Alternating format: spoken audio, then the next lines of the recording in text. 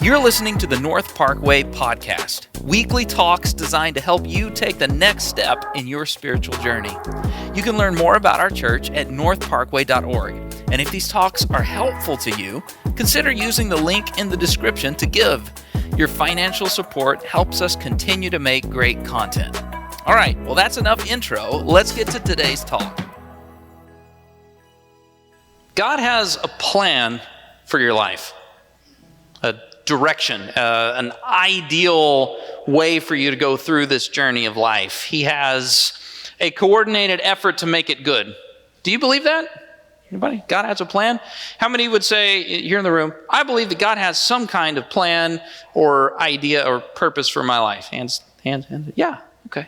That's a Christian thing to believe. We like to call it God's will for your life. The stuff that he wants to happen. It might be very specific. It might be general. A lot of us believe God has a will for our lives. Okay, so what about this? Who would say, if God has a plan or a will for my life, I would like to be right in the middle of it? Anybody else want to be in the middle of God's will? Come on, you got to work out your arm here. I got to see it. There, okay, some of us, all right? One more question. For those of you who said, I believe God has a will and I would like to be in the middle of it, how many would say, at some point in my life, I have been stressed about the potential of missing God's will, or stressed that I have already missed it, or stressed that he might have it and I don't understand it? Keep your hand up, okay? Look around the room. Do you see how many hands are up? Okay, online you can't see it, but a bunch of hands, you can put it down, a bunch of hands. Isn't that odd? Isn't that odd? If God is sovereign, if God is all-knowing, and he has this will that's important, that it matters, if he has a list of a path for Tom's life that would be better than other paths, isn't it odd that so many of us would say, I'm really stressed out that I'm going to miss it, or that I did miss it? Like, shouldn't he make it easier? Shouldn't it be a little more obvious? Shouldn't he download it into our brains? Shouldn't he force us back onto it? Shouldn't Cheez-Its have no calories? So many questions that I have. If they taste so good, why? It's not right. I want to look at that today. I want to look at the potential for missing this plan that God has, the best version of David's life that's going on. I want to look at that today. And I want to talk about why we miss that plan so often and why we stress about it too much.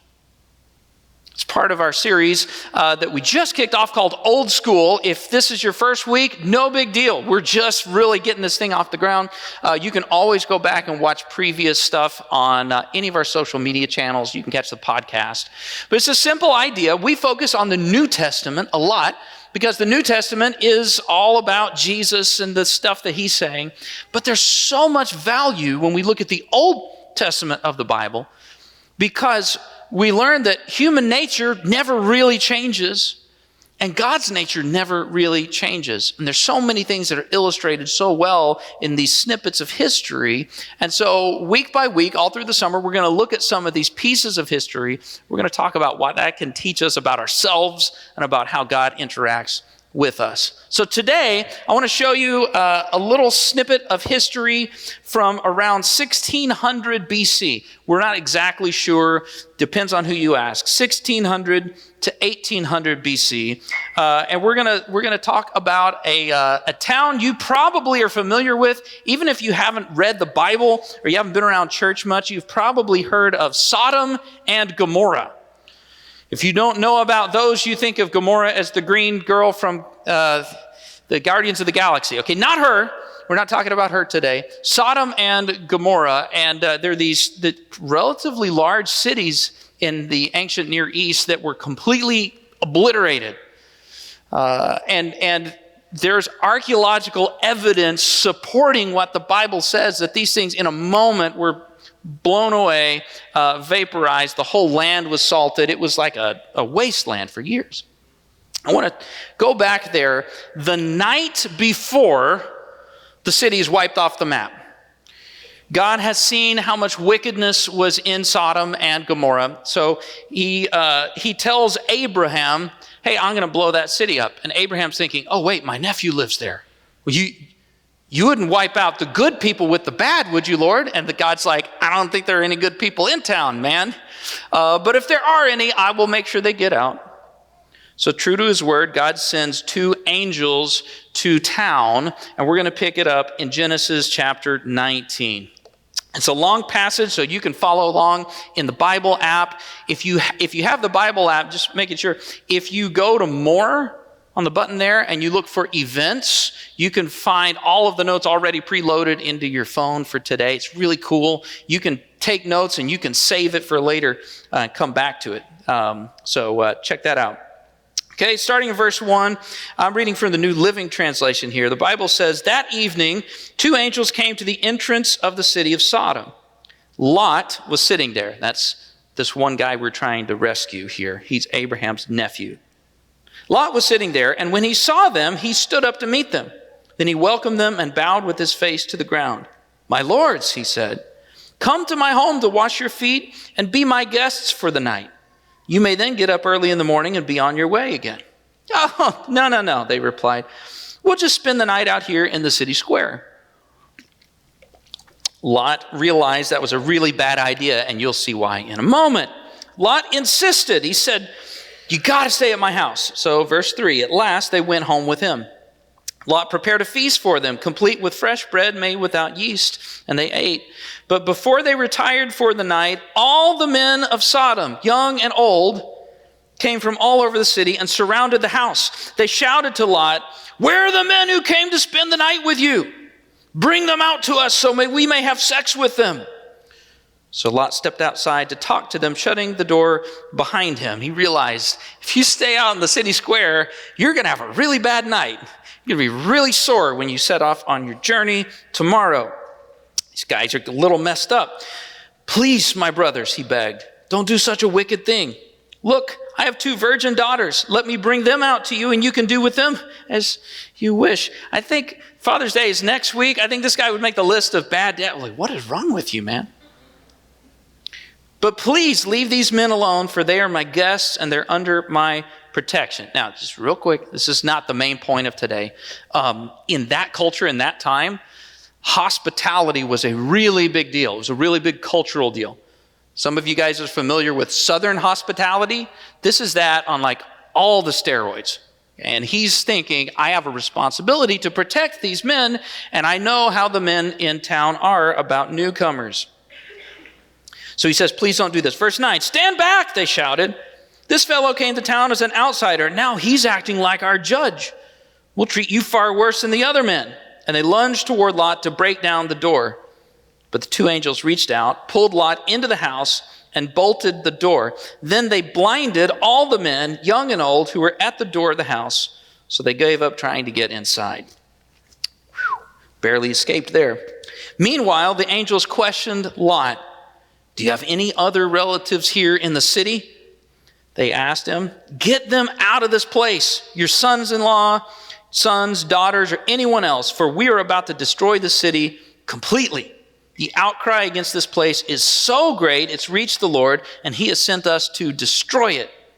So Lot rushed out to tell his daughter's fiancés, quick, get out of the city. The Lord is about to destroy it. But the young men thought he was only joking, okay? All of that stuff makes sense until I get to verse 15. And then it gets weird if I'm Lot, okay? And that's where I want to focus in. Let's put that up on the screens here, okay? Verse 15, do we have that? Yeah, right there, okay. I can't read, apparently. At dawn, do you remember, when did these guys come to his house? It's like at evening time, it's dinner time. They hadn't even fallen asleep yet when all of the guys came banging on the door. At dawn? The next morning, he's still there. At dawn the next morning, when Lot is still there, the angels became insistent. Hurry, they said to Lot. Take your wife and your 2 daughters who are here and get out right now, or you will be swept away in the destruction of the city. Run for your lives, and don't look back or stop anywhere in the valley. Escape to the mountains, or you'll be swept away." And Lot says, "Oh no, my Lord, I cannot go into the mountains. Disaster would catch up with me there, and I would soon die. I'm afraid to go, and I'm stuck." Has anyone ever seen, you're driving and you see the deer that actually like freezes in the headlights? You've ever experienced that? And he's just standing there. Or I've had this. I live in Sunset Hills, where all the way around the back where the lake is, there are like an insane amount of geese. Have you ever seen this? The geese are just strolling across the road, and this car comes up, and I'm honking, and they're just like, "What are you going to do about it, chump?" They're just walking, and I'm like, if I wouldn't have to clean you off of the grill of my car, I would just... Okay? Why are you not running? What are you doing? If I'm Lot, how could it be more clear? These guys that I thought were just guys perform a miracle. They save my life, and they blind all of the guys in town. I clearly realized these are not regular men. These are guys that I should listen to. And they said, "God is about to blow up the city, so run for your life." And he's like, "I don't know. Maybe it was just, maybe we'll leave in the morning." Okay? That run for your life, the city's about to get destroyed, does not sound, Rick, like a wait in the morning kind of deal to me. Okay? It doesn't sound like, well, I need to recharge my phone because I don't want it to, I don't have that fast 15 amp charge. No, you just get out. What's wrong with him? What's wrong with him is what's wrong with you and me. It's something that's common to human nature. And every week in this series, we're going to hopefully look for two things. What do we learn about human nature? And what do we learn about God's nature? Here's what we learn about human nature. Write this down in your notes. Humans are bad at following directions. We're really bad at it.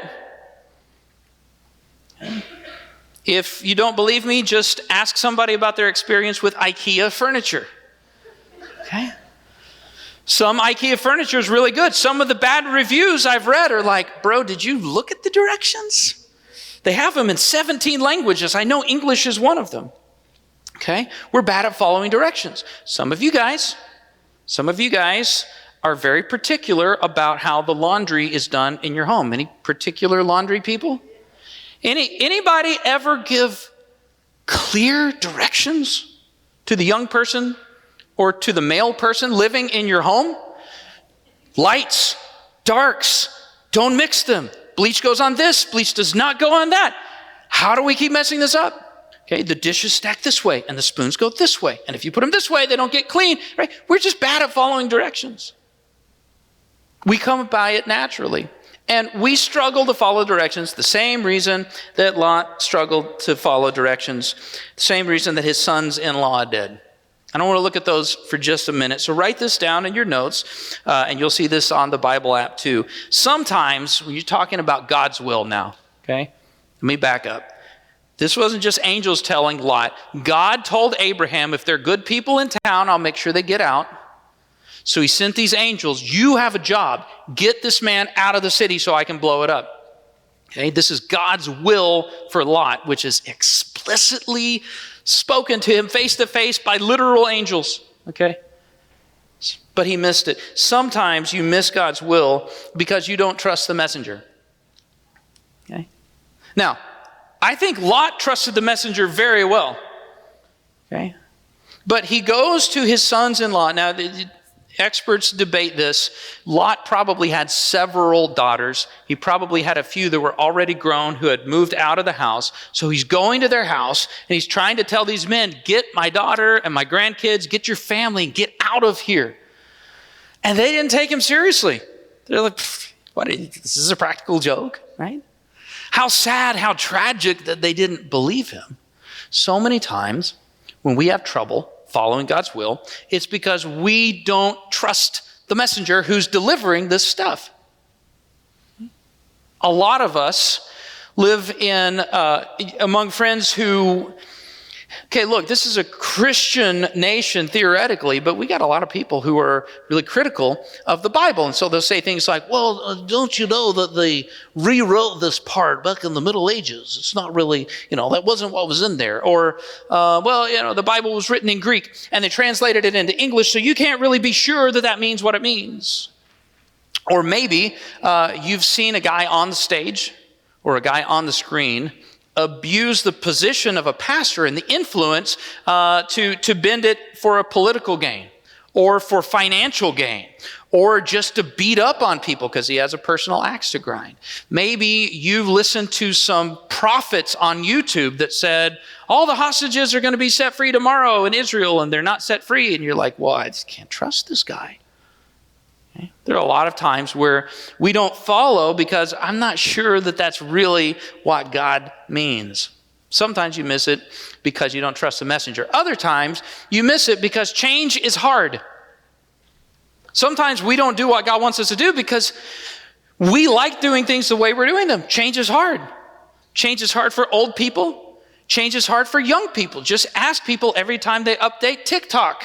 You could be a teenager and really not like change. They move the button. Okay? We don't like change. And Lot here, you may not realize this, okay? This is kind of a subtle thing, but the Bible notates this.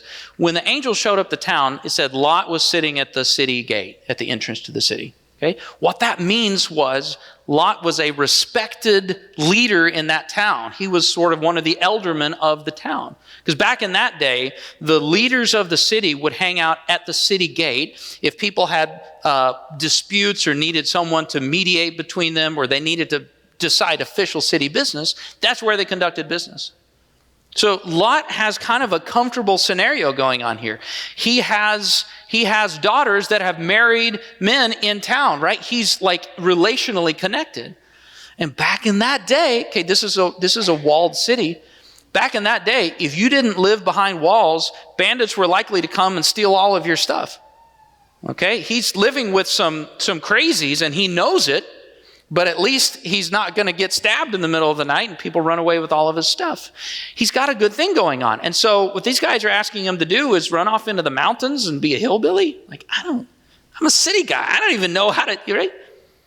Sometimes we don't do it because change is hard. Sometimes, write this down, sometimes you miss the path because the path is hard. I miss God's will, not because I don't know. Okay, this has been me sometimes. Sometimes I don't miss God's will because I don't know what he wants me to do. Sometimes I miss it because I know exactly what he wants me to do. But dude, that is hard. Okay, Lot is at a point in life where he has grown children that have left the house. Run up the mountains is not so easy anymore.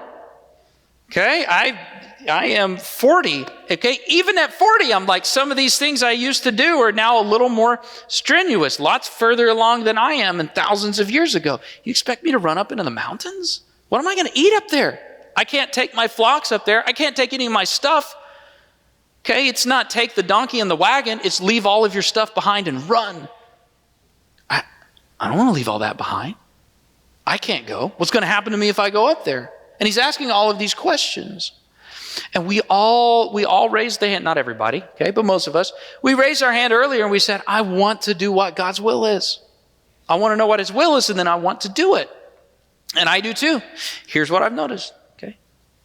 Everybody is really excited about following God's will when you're trying to figure out if this girl is the one or not.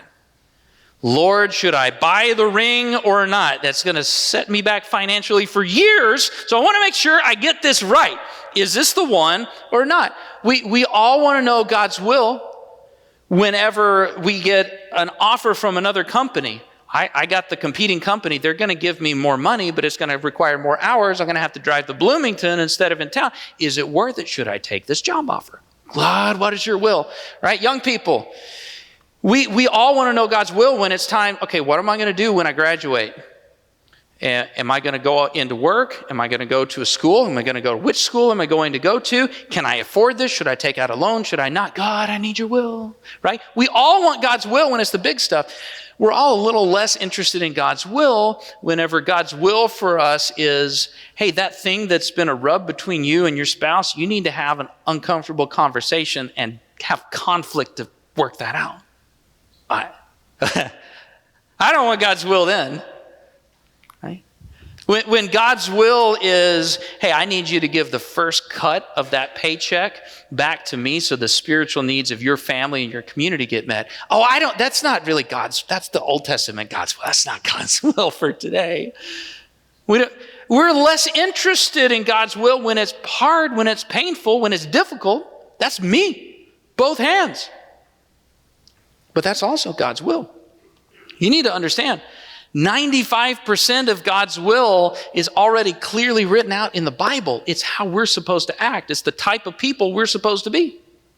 It's the type of values that the fruit of the Spirit grows in our lives.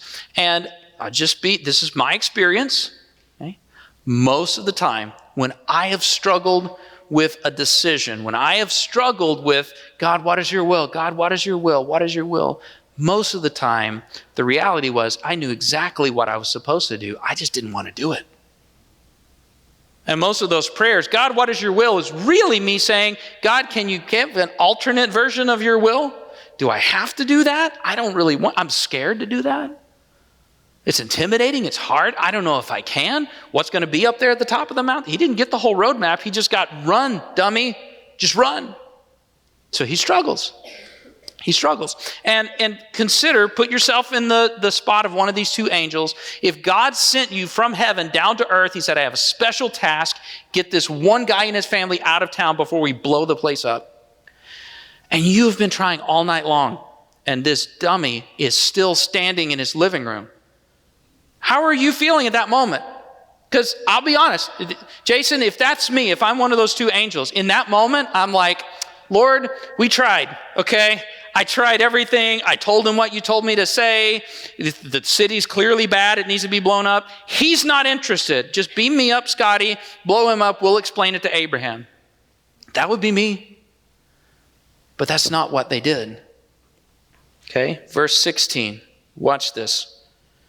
When Lot still hesitated, the angel seized his hand and the hands of his wife and 2 daughters, and rushed them to safety outside of the city, for the Lord was merciful. And I read that a while back, and I thought, wow.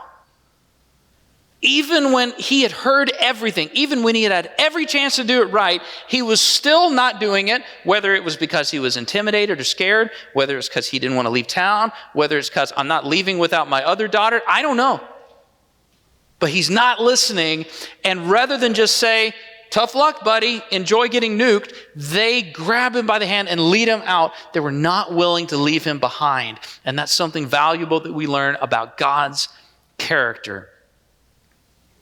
That's how he handles things. That's how he approaches what we do. Write this down in your notes. Your response to God doesn't change his commitment to you. Your response to God's will does not change how committed he is to you and you following. And that's a good thing. Because, Alex, you would have given up on you a long time ago. I would have given up on Chris a long time ago. I would have moved right on. Let me find somebody who is better at listening than that guy. I will keep going until I find one that will pay attention to what I'm trying to say. But that's not what he did here.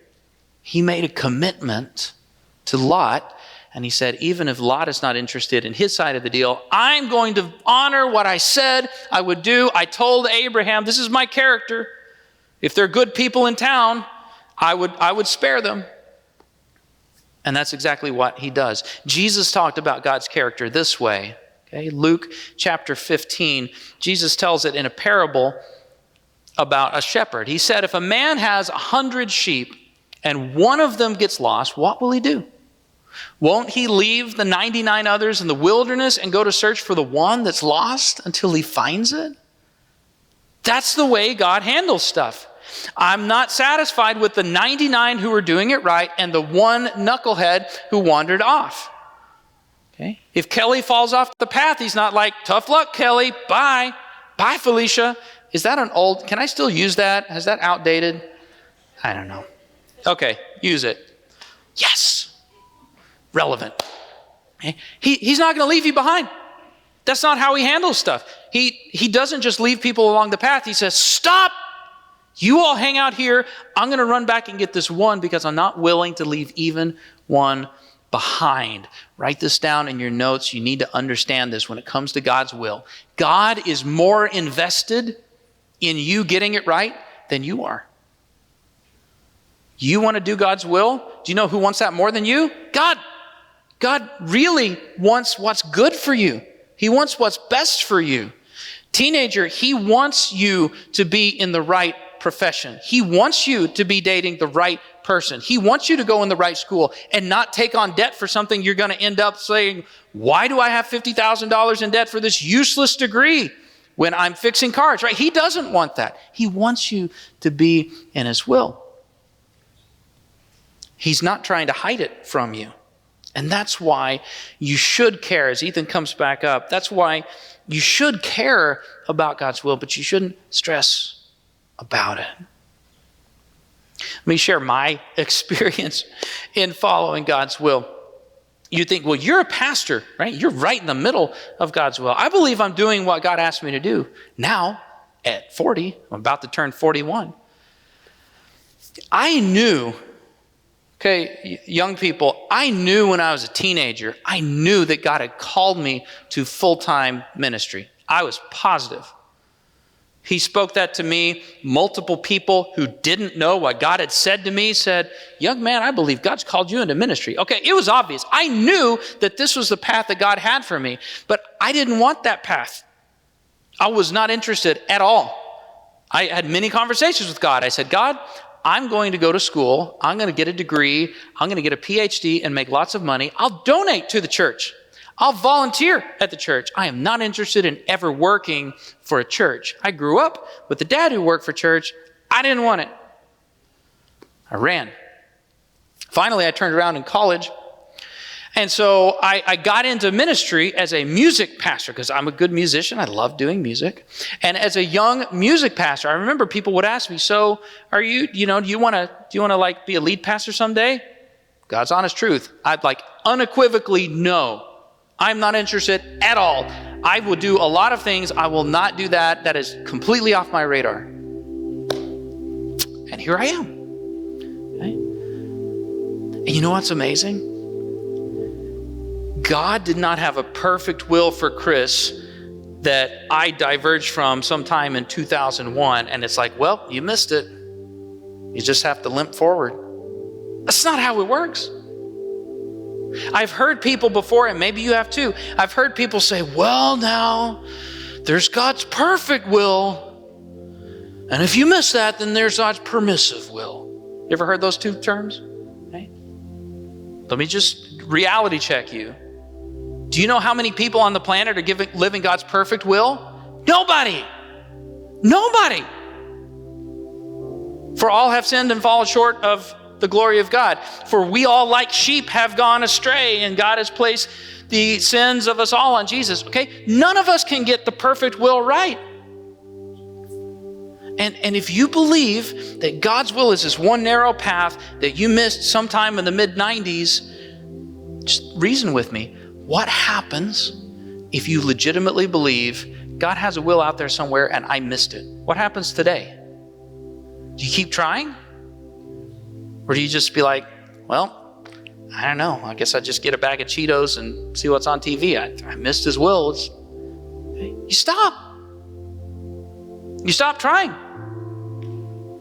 And God's will for you hasn't changed. Write this down in your notes. God's will is amazingly resilient. That's been my experience.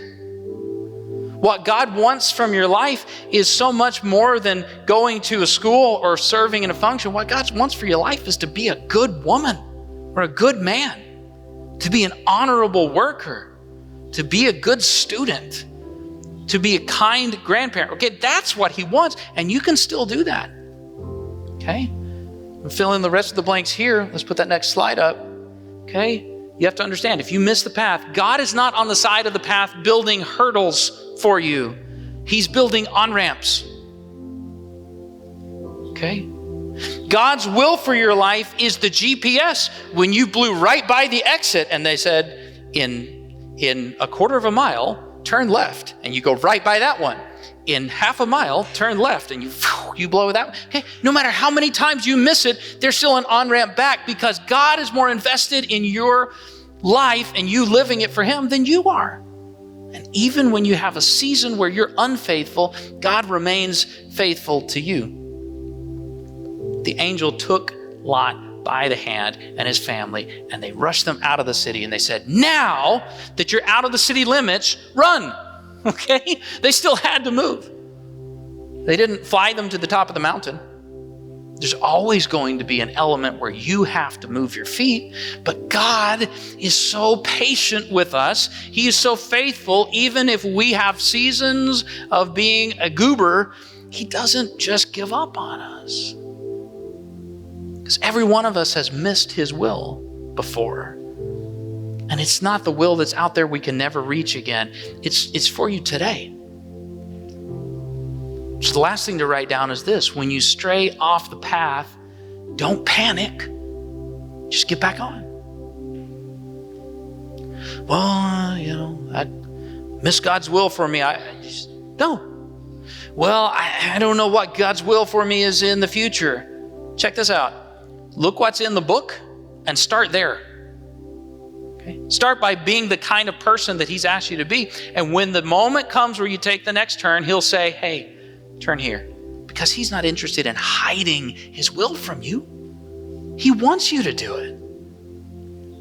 And we panic. Man, I get so much anxiety at times in my life about God's will. I have to relax and say, look, if I'm living my life trying to serve him, even if I miss the exit, I will catch the next on-ramp, because he's not going to stop pestering me until I do. That's the other thing you should know. If God has called you to do something in life and you don't do it, he will keep telling you. And the only reason I turned around is because he just kept tapping me on the shoulder. Chris, I need you to do this. I need you to do this. I need you to do this. I need you to do this. Finally, he said, fine, I'll do it. There's so much peace in my life. I want to finish with this. So Jesus told this parable. Don't put it up on the screens yet. I'll tell you in a minute. Jesus told this parable. God's like the shepherd who has 99 sheep who are listening and one that wasn't listening. And he's the one who will always go back and chase down the one stray sheep and bring it back. And here's how Jesus finishes that parable. He says, when he has found it, he will joyfully carry it home on his shoulders. Now, most of you guys have probably not raised sheep, so you're not thinking about it this way. Frank, your family comes from a long line of working with sheep, okay? You've been around some sheep. Are sheep cuddly little fluffy Yorkie dog-sized animals? No. Sheep are big. Sheep are heavy, okay? The average adult sheep is between 100 and 350 pounds. You didn't know they were that big. Lamb chops for lunch, baby. Yeah. Sheep are big. So think about this, because the people who heard this originally were shepherds. They would understand this. You don't pick up a 200-pound animal and carry it back to the flock because you're missing cuddle time. I don't want to carry. I'm joyfully carrying it on my shoulders. Don't miss this. There are only two reasons why you would carry a wayward sheep back to the flock. Either it got injured along the way when it ran off the path and it can't, or it's still not real good at following directions. And some of us here, and I put myself in here too, okay? Some of us have been in that spot where we wandered off the path and we can't just pull ourselves up by the bootstraps and get back on. Some of you hear this guy say, don't panic, just get back on the path. And you're like, dude, I can't. I messed up my family. I messed up my finances. I messed up my body. I can't do it. I'm broken. Some of you hear me say that and you're like, dude, I can't even treat my kids right for a week. I can't follow God's path for my life. And the thing about get back on path you need to understand is that in that moment, you are not alone. God is not telling you, hey, figure it out. He's the shepherd who's saying, even if your leg is broken, I will carry you back on the path. Even if you are still ornery and you're like, man, day to day, I don't know. I want to be a good man, but sometimes I mess it up. I want to be a good mom, but sometimes if I'm being honest, I'm a terrible mom and I feel bad and I'm like, I can't do this, Lord. I can't follow you. He's like, I know. I will help you. I will take you back. You're not alone. And it is terrifying to think God has a perfect will, and if I miss it, my life's going to be a mess. If you hear the sound of my voice, and there's a desire in your heart to take the next step in your life in God's will, you haven't messed it up. It's not lost on you. Just get back on the path, because God is with you. Hey, this is Pastor Chris again. Thanks for listening. If today's talk was helpful in your spiritual life, odds are there's someone you know who could benefit from it. Take a minute right now to share it with them. And if you live in the area, come try out a service in person, because church is more fun with friends. See you next time.